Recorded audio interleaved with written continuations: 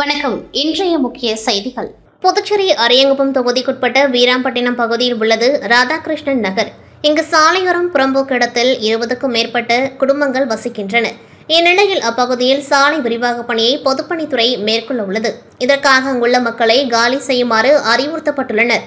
இதற்கு எதிர்ப்பு தெரிவித்து அப்பகுதி மக்கள் கடந்த வாரம் மாவட்ட ஆட்சியர் அலுவலகத்திற்கு வந்து மனு அளித்தும் எந்த பயனும் இல்லை என கூறி அதே பகுதியில் குழி தோண்டி அதில் இறங்கி ஜீவசமாதி அடையும் போராட்டத்தில் ஈடுபட்டனர்.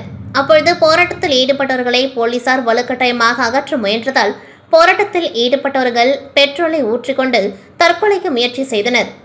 மேலும் போராட்டத்தில் ஈடுபட்ட பெண் ஒருவர் அருகில் இருந்த குளத்தில் விழுந்து தற்கொலைக்கு முயன்றதால் பரபரப்பு ஏற்பட்டது. இதனையடுத்து போராட்டத்தில் ஈடுபட்ட 20க்கும் மேற்பட்டோரை போலீசார் கைது செய்து வலுக்கட்டாயமாக காவல் நிலையம் அழைத்து சென்றனர்.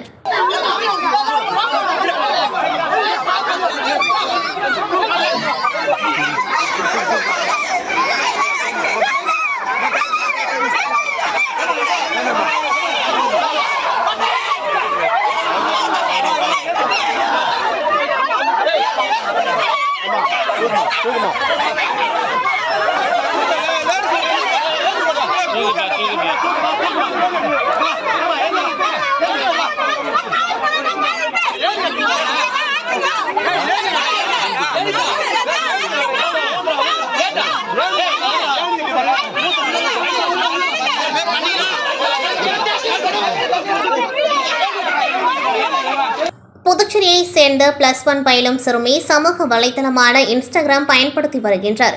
இவரது இன்ஸ்டாகிராம் பக்கத்தில் அறிமுகமில்லாத புதிய நபரிடமிருந்து மெசேஜ் வந்தது. அதன் பிறகு சிறுமியும் மர்ம நபரும் மாறி மாறி தகவல்களை பரிமாறி வந்தனர்.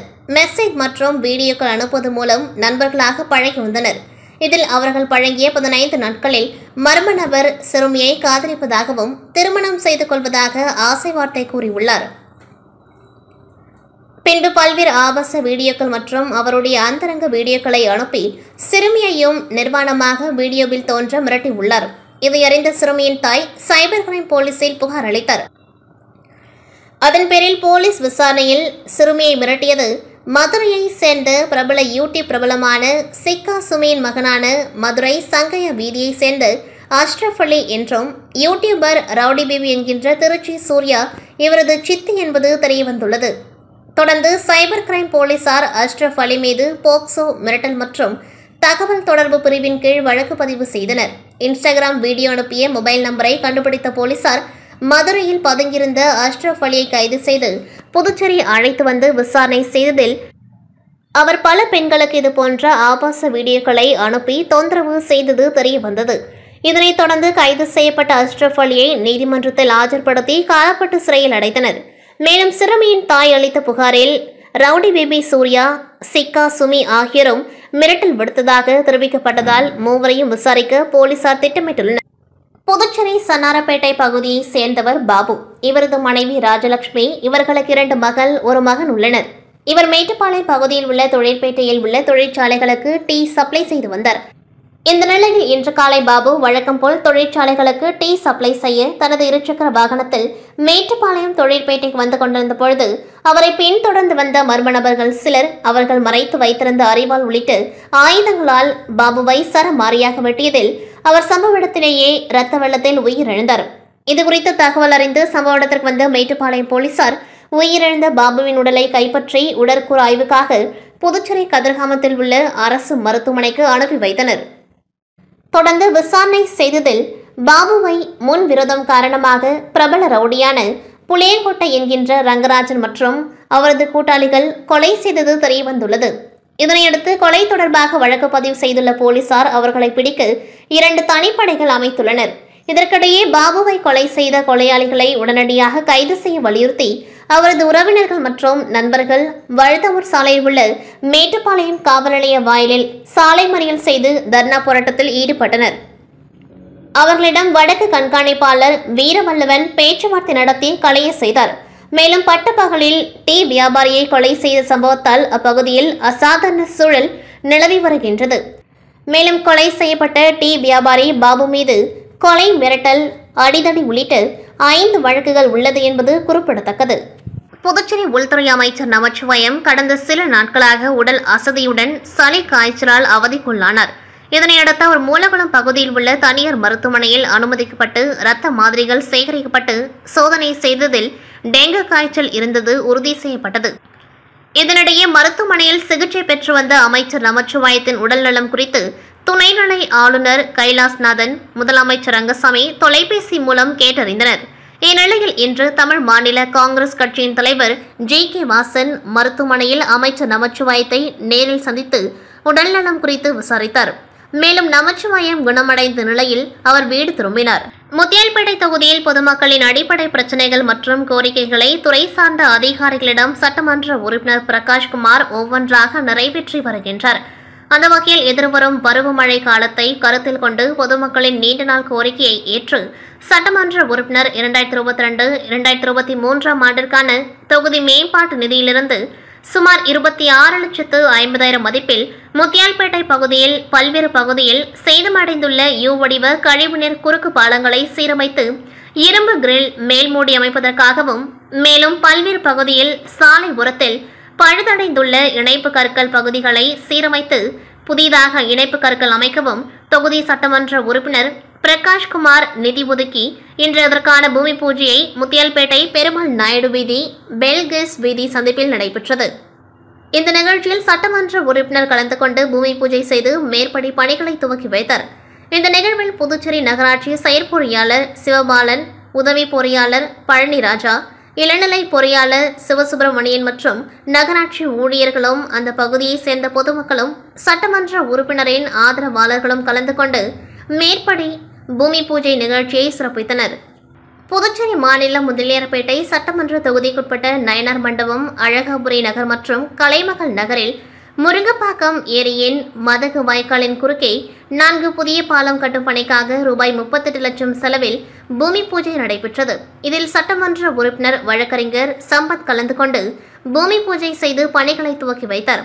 இதில் பொதுப்பணித்துறை நீர்ப்பாசன கோட்ட செயற்பொறியாளர் ராதாகிருஷ்ணன், உதவி பொறியாளர் மதிவாணன், இளநிலை பொறியாளர் சங்கர் மற்றும் ஊர் பொதுமக்கள் கலந்து கொண்டார்கள்.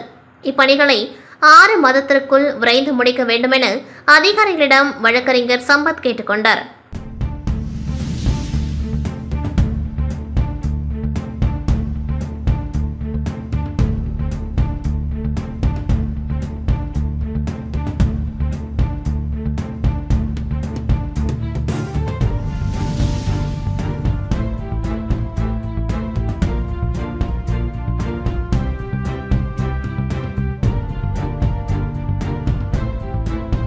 சமீபத்தில் அமெரிக்கா சென்றிருந்த இந்திய நாடாளுமன்ற எதிர்க்கட்சித் தலைவர் ராகுல் காந்தி இடஒதுக்கீடு குறித்து சர்ச்சைக்குரிய கருத்தை தெரிவித்ததாக கூறி இதற்கு கண்டனம் தெரிவித்தும் மன்னிப்பு கேட்க வலியுறுத்தியும் பாஜக ஓபிசி அணி சார்பில் கண்டன ஆர்ப்பாட்டம் நடைபெற்றது.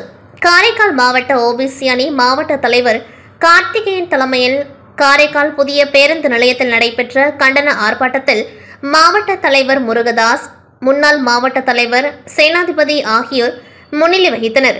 பாஜக முன்னாள் மாநில துணைத் தலைவர் அருள்முருகன் கண்டன உரையாற்றினார். இதில் பாஜக ஓபிசி அணி மாநில செயற்குழு உறுப்பினர் ரமேஷ் உள்ளிட்ட 100க்கும் மேற்பட்ட பாஜகவினர் கலந்து கொண்டு கண்டன முழக்கங்களை எழுப்பி ஆர்ப்பாட்டத்தில் ஈடுபட்டனர். இடஒதுக்கீடு குறித்து அவதூறு கருத்துக்களை பரப்பி வரும் நாடாளுமன்ற எதிர்க்கட்சித் தலைவர் ராகுல் காந்தியை கண்டித்து புதுச்சேரி பாஜக ஓபிசி அணி சார்பில் கண்டன ஆர்ப்பாட்டம் இந்திரா காந்தி சிலை சதுக்கம் அருகே நடைபெற்றது. பிஜேபி ஓபிசி அணி தலைவர் நாகராஜன் தலைமையில் நடைபெற்ற கண்டன ஆர்ப்பாட்டத்தில் சிறப்பு விருந்தினராக கலந்து கொண்ட புதுச்சேரி பிஜேபி தலைவர் செல்வ கணபதி கண்டன உரையாற்றினார். அவர் பேசும்பொழுது ராகுல் காந்தி வெளிநாடு செல்லும் பொழுதெல்லாம் இடஒதுக்கீடு குறித்து தவறான கருத்துக்களை பரப்பி வருகின்றார். காங்கிரஸ் கட்சியில் அவர் தவழும் குழந்தையாகவே இருந்து வருகின்றார். என்ன பேசுவது என்று தெரியாமல் அவர் பேசுவதாக கடுமையாக விமர்சனம் செய்தார். தொடர்ந்து போராட்டத்தில் கலந்து கொண்ட 100க்கும் மேற்பட்ட புதுச்சேரி பாஜகவை சேர்ந்த பல்வேறு அணியினர் ராகுல் காந்தியை கண்டித்து கண்டன கோஷங்களையும் எழுப்பினர்.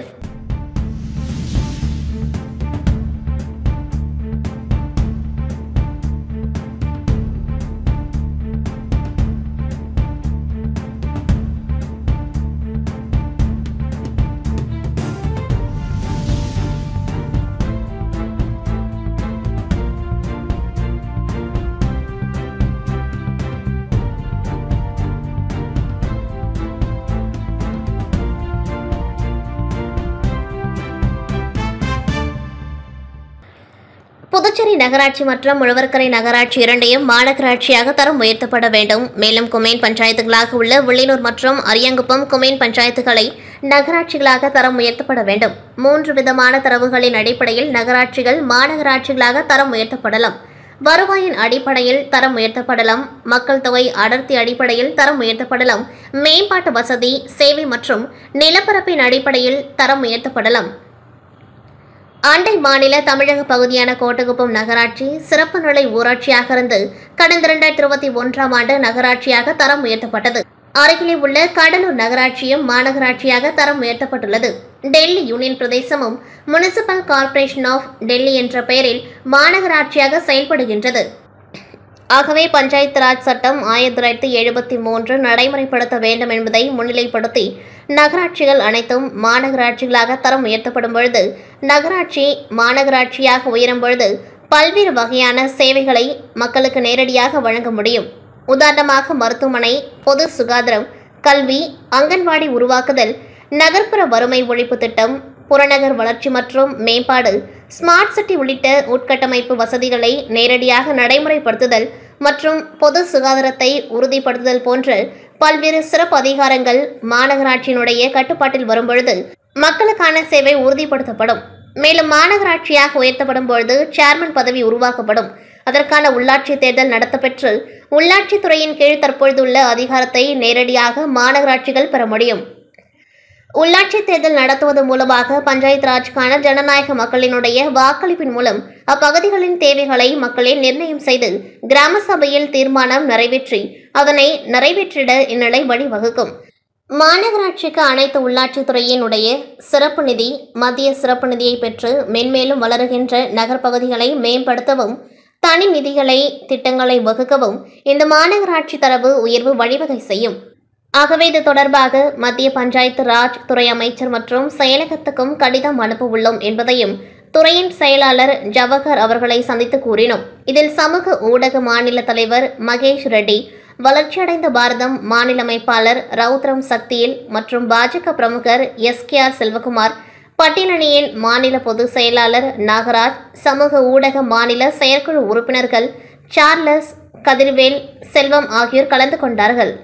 அமெரிக்காவிற்கு சுற்றுப்பயணம் மேற்கொண்டுள்ள பாராளுமன்ற எதிர்க்கட்சித் தலைவர் ராகுல் காந்தி அந்நாட்டு தலைநகர் வாஷிங்டனில் உள்ள ஜார்ஜ் டவுன் பல்கலைக்கழக மாணவர்களுடன் கலந்துரையாடினர். அப்பொழுது இடஒதுக்கீட்டை நீக்க வேண்டும் என்றும் ஜாதி கணக்கெடுப்பை தாமதமின்றி நடத்த வேண்டும் என்றும் தெரிவித்திருந்தார். இந்த நிலையில் ராகுல் காந்தியின் இடஒதுக்கீடு தொடர்பான பேச்சு சர்ச்சையை ஏற்படுத்தும் விதமாக உள்ளதாக பாஜகவினர் பல்வேறு இடங்களில் கண்டன ஆர்ப்பாட்டங்கள் நடத்தி வருகின்றனர். இந்த நிலையில் புதுச்சேரி பாஜகவின் OBC அணியினர் நூறடி சாலையில் ராகுல் காந்தியின் பேச்சை கண்டித்து கண்டன ஆர்ப்பாட்டத்தில் ஈடுபட்டனர். அப்பொழுது ராகுல் காந்திக்கு எதிராகவும் அவர் தனது MP பதவியை ராஜினாமா செய்ய வேண்டும் என கண்டன கோஷங்களை எழுப்பினர். ஒற்றுமை, சமத்துவம், சமூக நீதி, உலக அமைதிக்கான பௌத்த பயணம், அசோகர் அம்பேத்கர் தர்மபெரும் பயணம் 2ஆம் ஆண்டு வரவேற்பு நிகழ்ச்சி புதுச்சேரி கடற்கரை சாலையில் உள்ள அம்பேத்கர் மணி மண்டபத்தில் நடைபெற்றது. இந்த நிகழ்வில் பௌத்த சகோதரத்துவ கழக தலைவர் பாலகிருஷ்ணன் தலைமையில் நடைபெற்றது. நிகழ்வில் தேசிய ஒருங்கிணைப்பாளர் பௌத்த சகோதரத்துவர் கழகம் உதிர் வல்லவன் வரவேற்புரையாற்றினர். நிகழ்ச்சியில் சிறப்பு அழைப்பாளராக முன்னாள் முதல்வர் நாராயணசாமி, காங்கிரஸ் சட்டமன்ற உறுப்பினர் வைத்தியநாதன், புதுச்சேரி விடுதலை சிறுத்தை கட்சியின் முதன்மை செயலாளர் தொழிலன், பழனிவேலு, உமா, சுதன், அனிதா குமாரி, அன்பிற்குரிய விடுதலை செல்வன், அரங்க கதிரவன், பாலபிரகாஷ், ஸ்ரீனிவாசன், புத்த மௌரியா தேசிய செயலர், பௌத்த சகோதரத்துவ கழக வாசகர் பாரதி பிரபு மற்றும் விடுதலை சிறுத்தை கட்சி தோழர்கள் கலந்து கொண்டு நிகழ்ச்சியினை சிறப்பித்தனர். ஆஸ்திரேலியா மெல்போர்ன் நகரில் உள்ள நாட்டியாலயா நாட்டிய பள்ளி நடன குழுவினர் இந்தியாவில் உள்ள பல்வேறு நகரங்களில் தேவி சங்கமம் என்ற பெயரில் பிரதான நாட்டிய கலைஞர் உஷா நந்தினி தலைமையில் நாட்டிய நிகழ்ச்சிகளை நடத்தி வருகின்றனர். இந்த வரிசையில் இன்று மாலை புதுச்சேரி சித்தானந்தா சுவாமிகள் கோவில் அரங்கேற்ற மண்டபத்தில் ஆஸ்திரேலிய நாட்டிலிருந்து வந்திருந்த 10 பரதநாட்டிய கலைஞர்கள் புஷ்பாஞ்சலி, வர்ணம், தேவி பாரதம் மற்றும் தில்லானா என்ற தலைப்பிலான நாட்டிய நிகழ்ச்சிகளை நடத்தினார்கள். இந்த நிகழ்ச்சிக்கு முன்னாள் சட்டப்பேரவைத் தலைவர் சிவக்கொழுந்து தலைமை தாங்கினர். சட்டமன்ற உறுப்பினர் VP ராமலிங்கம் வாழ்த்து பேசினர். முன்னாள் நீதிபதி அசோகன், சப்தகிரி அறக்கட்டளை நிர்வாகிகள் ரமேஷ், விஜய் ஆகியோர் முன்னிலை வகித்தனர்.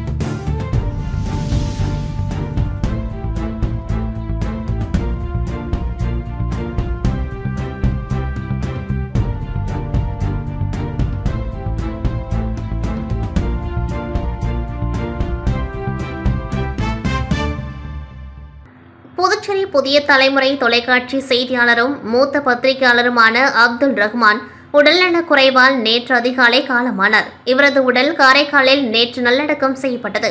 மறைந்த மூத்த செய்தியாளர் அப்துல் ரஹ்மான் மறைவிற்கு புதுச்சேரி முதலமைச்சர் ரங்கசாமி, சபாநாயகர் செல்வம், அமைச்சர்கள் நமச்சிவாயம், லட்சுமி நாராயணன், தேனி ஜெயக்குமார், சாய் சரவணகுமார், திருமுருகன் மற்றும் எதிர்க்கட்சித் தலைவர் சிவா, துணை சபாநாயகர் ராஜவேலு, பாராளுமன்ற உறுப்பினர் வைத்திலிங்கம், ராஜ்யசபா உறுப்பினர் செல்வ கணபதி, முன்னாள் முதலமைச்சர் நாராயணசாமி, புதுச்சேரி முன்னாள் ஆளுநர் தமிழிசை சவுந்தரராஜன் உள்ளிட்ட திமுக, காங்கிரஸ், பாஜக, என்ஆர் காங்கிரஸ், சுயேட்சை சட்டமன்ற உறுப்பினர்களும் இரங்கல் தெரிவித்தனர். மேலும் புதுச்சேரி அதிமுக மாநில செயலாளர் அன்பழகன் உள்ளிட்ட அனைத்து கட்சி தலைவர்கள், நிர்வாகிகள், சமூக அமைப்பை சார்ந்த நிர்வாகிகள், தன்னார்வலர்கள் என பலர் அஞ்சலி செலுத்தினர். இந்நிலையில் அனைத்து பொதுநல அமைப்புகள் சார்பில் மறைந்த மூத்த செய்தியாளர் அப்துல் ரஹ்மான் மலர் அஞ்சலி நிகழ்வு ராஜா திரையரங்கம் அருகில் நடைபெற்றது. இதில் சட்டமன்ற உறுப்பினர் நேரு, முன்னாள் சட்டமன்ற உறுப்பினர் இளங்கோ மற்றும் பொதுநல அமைப்பு தலைவர்கள், திராவிட விடுதலை கழகம், லோக ஐயப்பன், தமிழ் மீனவர் விடுதலை வேங்கைகள், மங்கையர் செல்வம், மக்கள் வாழ்வுரிமை இயக்கம் ஜெகநாதன், தமிழர் தேசிய முன்னணி தமிழ்மணி, மக்கள் உரிமை கூட்டமைப்பு சுகுமாரன், திராவிடர் கழகம் அன்பரசன், தமிழர் களம் அழகர், தலித் மக்கள் பாதுகாப்பு இயக்கம் பிரகாஷ் ராஜா, தந்தை பெரியார் திராவிட கழகம் இளங்கோ வீரமோகன், மாணவர் கூட்டமைப்பு சுவாமிநாதன், இந்திய மஜலி கட்சி சம்சுதீன், தமிழக வாழ்வுரிமை கட்சி ஸ்ரீதர், பீபால் இயக்கம் பஷீர், சுற்றுச்சூழல் பாதுகாப்பு இயக்கம் பிராங்கலின், தமிழ் தேசிய பேரியக்கம் வேலுசாமி, அம்பேத்கர் தொண்டர்படை பாவாடராயன், புதுச்சேரி எழுத்தாளர் கழகம், புதுவை தமிழ் நெஞ்சன், ஒதுக்கப்பட்ட சிறுத்தைகள் கட்சி சிங்கமணி, புதுச்சேரி தன்னுரிமை கழகம் சடகோபன், இந்திய தேசிய இளைஞர் முன்னணி அந்தோன், புதுச்சேரி தொல் வரலாற்று ஆய்வு நடுவம் ஆனந்தன் என திரளான தலைவர்களும் நிர்வாகிகளும் கலந்து கொண்டு அலங்கரித்து வைக்கப்பட்டிருந்த செய்தியாளர் அப்துல் ரஹ்மானின் திரு உருவப்படத்திற்கு மலர் தூவி அஞ்சலி செலுத்தினர்.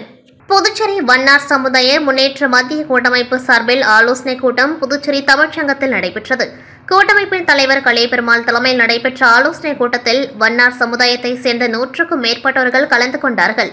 இந்த கூட்டத்தின் இறுதியில் சலுகையாளர் சமூகத்தினை தாழ்த்தப்பட்டோர் பட்டியலில் சேர்க்க வேண்டும் என்ற தீர்மானம் இயற்றப்பட்டது. செய்தியாளர்களை சந்தித்த வண்ணார் சமுதாய முன்னேற்ற மத்திய கூட்டமைப்பு தலைவர் கலைபெருமாள், வண்ணார் சமூக மக்களின் நீண்டகால கோரிக்கையான வண்ணார் சமூக மக்களை தாழ்த்தப்பட்டோர் பட்டியலில் சேர்க்க கோரி பல கட்ட போராட்டங்களை நடத்தி அரசை வலியுறுத்தி பல மனுக்கள் கொடுத்தும் எங்களது கோரிக்கை நிறைவேற்றப்படவில்லை.